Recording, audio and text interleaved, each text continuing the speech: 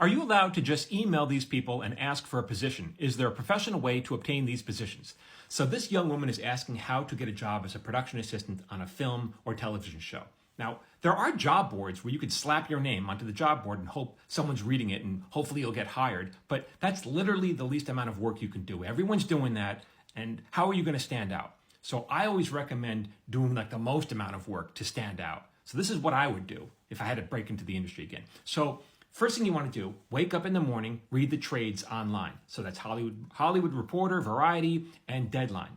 You want to look for the articles that announce whatever new TV show or movie is going into production. Now, many of these are going to be press releases, so they might be a couple months old. Doesn't matter. Just reach out to them anyway.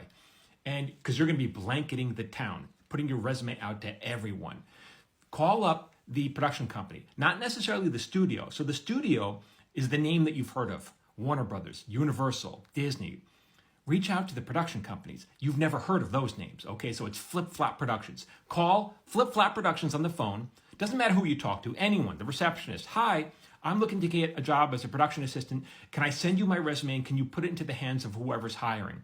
That receptionist will do that because that's their job. If they don't do it, they'll get fired. So they'll give it to either the production coordinator, the executive producer, the line producer, whoever they know. They'll figure out who they should give it to. And then keep a spreadsheet and follow up in 3 or 4 weeks. If at first you made a phone call, follow up with an email. If you really want to stand out, send good old-fashioned hard mail, post, right? That's going to cost you postage, but no one's doing that. And that's why you'll stand up. Whoever's reading it will like, oh my God, what the hell is this? That's called a letter, Grandpa. Really, a letter? Oh my God, I'm going to frame it. I haven't gotten one of these in years. That's what you do. That's how you stand out, okay? Now, these are entry-level jobs. So this is why I tell everyone, you got to live in Los Angeles if you want to break in, because most of these jobs interview today and they start tomorrow. And no one's going to hold this position for you. If you live in Cleveland, you need time to sell all your stuff and drive out here. No. They're going to give it to someone else who's already here and ready to start because it's entry level. You need to have a car because you're probably going to be running errands and a pulse. I assume you have a pulse.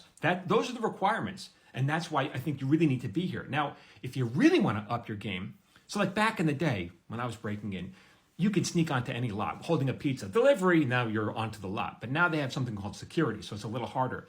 But I would get an entry-level job at Universal, whatever, get a job leading tours. At Warner Brothers, you could work at the studio store or the commissary, right? And then on your break, you walk around to all the bungalows where where all the production offices are.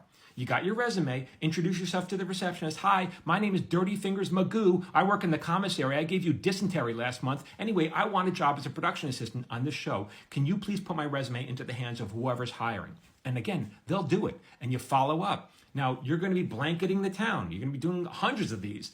Eventually, someone will call you in for that interview and you'll get the job. You're not going to get frustrated. You're not going to get discouraged because you really want this job. It's important to you. And you will get it eventually. It just may take time. Now, if you want to know how I did it back in the day, my story is a little different, but this is what I recommend today. But if you want to know my journey from production assistant to professional television writer, go get my book. It's called The Paper Orchestra. They're all true stories of basically my journey into Hollywood. It's not a how-to. It's fun. It's entertaining. It's poignant. It's touching. It's meant to make you feel something. But I think these stories will inspire you, especially you can start with Swing and a Miss as well as Melrose Last Place. These are 2 stories from my book. Go get it over here at michaeljamin.com. Good luck to you at Michael Jamin Writer.